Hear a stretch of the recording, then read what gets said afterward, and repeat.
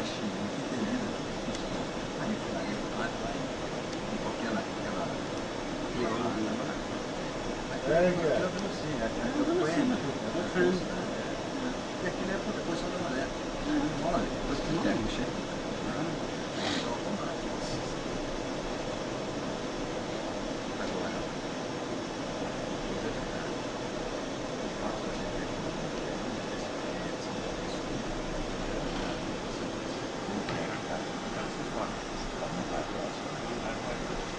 Also see that the ILS is bringing you that velocity vector right down to your touchdown zone.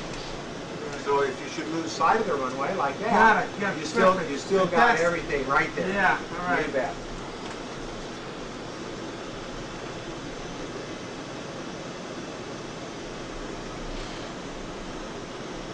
Very good. Just a little back pressure now. Stay on that guidance cue. It's also giving you lateral commands, so if it's a little bit off to the right, it wants you to get back over toward the center line type stuff. So use your aileron just like you would in a visual landing, you know?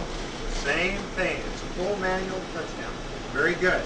Now deviate off the center line so you see the relationship between that ground roll symbol and the center line. Here, just go off the center line a minute. There you go. Just want you to see what that looks like. To get back on, you just have to re-straddle. So you just look at that center line symbol and look, you know, you can get right back there real easy. Very good. Okay, 60 thrust again, because we're getting a pretty good speed error. Add some power. There we go.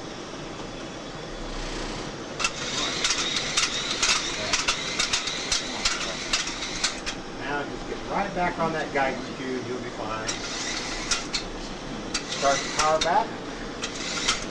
And the guidance cue is way below you now, so let's go ahead and get back on in.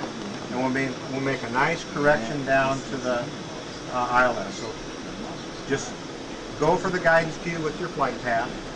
Here we go. There you go, right there. Power back. Just put power a little bit below the wingtip now. Thrust is fine. Keep trimming the airplane. Just as in normal. Now see, now you're only about 6 knots off. So now as that speed diminishes, just add a little bit of thrust. Raise that acceleration caret right up to the wingtip. Add thrust. Want that speed caret right there. Okay, here comes the flare. Beautiful. Those are beautiful corrections all the way down.